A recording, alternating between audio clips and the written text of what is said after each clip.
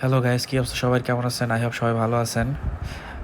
আপনারা একটা দেখতে পারতেছেন এখন একটি ভিডিও যেটার মাধ্যমে আমি আপনাদেরকে দেখাতে যাচ্ছি। সেটা হলো যে এই কুকুরটা, এটা বাংলাদেশের কোনো ব্রিড না। এটা একটা জার্মান শেফার্ড। এটা খুবই একটা দামি একটা কুকুর। এটা রাস্তায় দেখে আমি খুবই অবাক হলাম। নরমালি এটা বাসায় থাকার কথা, কিন্তু এটা কীভাবে যে এটা রাস্তায় মানে করতেছে, আরও খুবই মানে আপসেট হয়েছিল এবং প্রচুর ক্ষুধার্ত ছিল।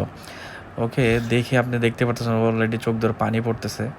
পরে আমি আর আমার ওয়াইফ যখন যাচ্ছিলাম তখন ওকে একটা টোস্ট বিস্কুট দিলাম যে খাওয়ার জন্য। পরে দেখলাম গটগট ডক্টর এসে খেয়ে ফেললো। এবং মানে ওকে দেখে খুবই মায়া লাগতেছিল যে এরকম একটা ডগ রাস্তায় ঘুরতেছে, বাট ওর মালিককে কে ছেড়ে দিছে এইভাবে, কোনো যত্ন নাই।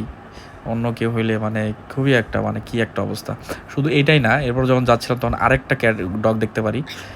কুকুরটা মানে এইটা আরও এটার থেকে আরও কিউট। এটার ব্রিডটা আমি আসলে সঠিক জানি না, তবে এইটা আপনি দেখতেই পারতেছেন এটা আসলে কি কিউট একটা, এবং লেজটা কীভাবে নাড়াচ্ছে। এটা যখন আমি যাচ্ছিলাম তখন এটা আসলে আমার দিক এইভাবে দেখার পর আমি ডাক দেওয়ার সাথে সাথে সে দৌড়িয়ে আমার কাছে চলে আসে। আসার পরই দেখেন মানে কী করতেছিল, পরে ওকে দোকান থেকে 2টা টোস্ট বিস্কুট কিনে খাওয়াচ্ছিলাম।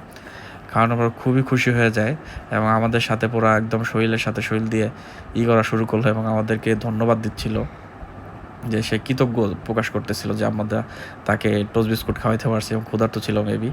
পরবর্তীতে সে আমাদের সাথে খুব মানে কোলেই উঠে যাবে এমন একটা অবস্থা, লাফালাফি করতেছিল, মানে আমাদের কাছে ছাড়বে না।